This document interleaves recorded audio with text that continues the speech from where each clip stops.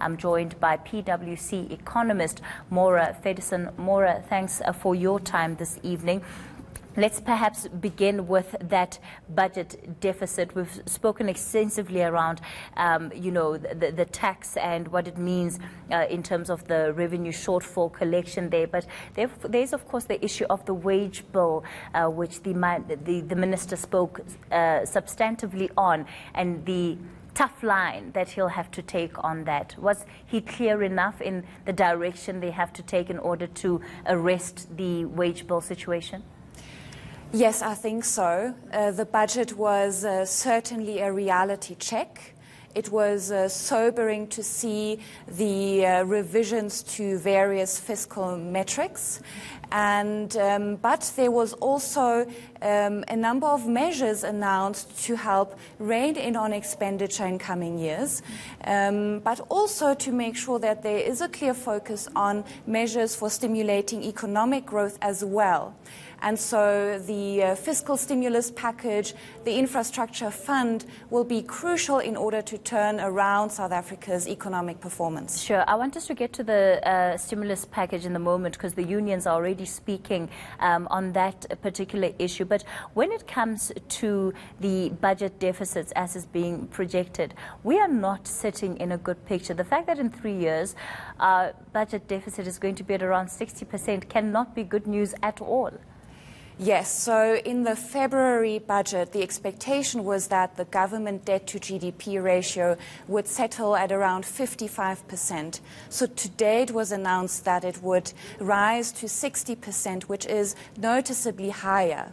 And the credit rating agencies are unlikely to respond very favorably to this outcome.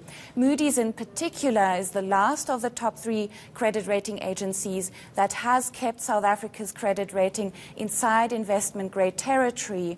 And so the anticipation will be high to see how Moody's will react to this deterioration in the fiscal metrics. And of course, the other thing that then it also speaks to is the extent to which our country's growth, only in 3 years' time in 2021, are we expected to have a growth rate of about 2%, which means that things like unemployment are not really going to be significantly changed in at least the next 3 years. So how much of a long-term picture should we take as South Africa? It feels like we're in a rut. How long are we going to be there for? So if the fiscal stimulus package measures can be implemented, plus there will be a constraint in terms of spending in the public sector as announced, if there are improvements in financial management across all layers of government as well as in state-owned enterprises, then it is possible to turn the situation around. But what we saw today is that this turning around of the prospects for the South African economy will simply take longer than expected.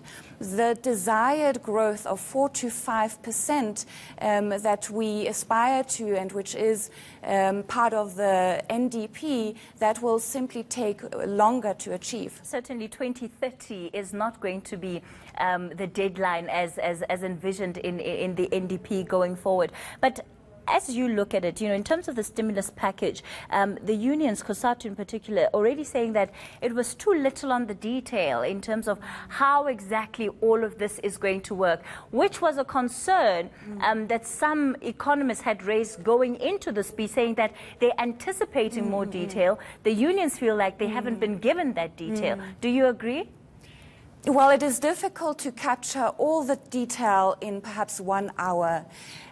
Finance Minister Tito Mboweni did note that several measures would be further detailed in coming months. For example, a turnaround for Eskom will be announced in November to give the details as to how the situation at Eskom can be improved. And so in that respect, a lot of further details and announcements will be necessary to give additional substance to the budget today. All right, well, certainly sounds like it's going to be some time before things get back on track where the South African economy is concerned. Thank you for your time, PwC Economist Maura Feddersen.